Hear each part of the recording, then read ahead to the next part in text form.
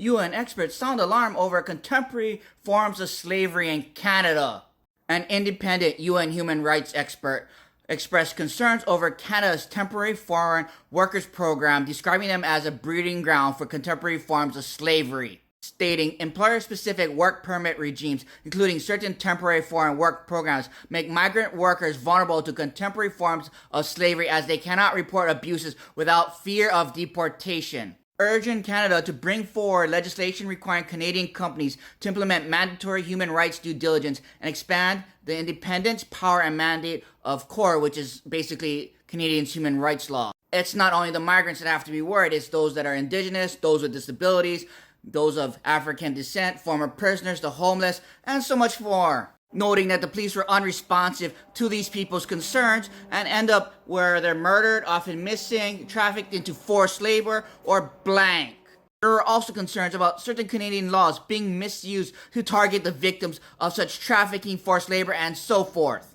After announcing that Canada has a contemporary form of slavery, the morally superior United States decided that they're not going to sanction Canada because they're a Western country and not Chinese.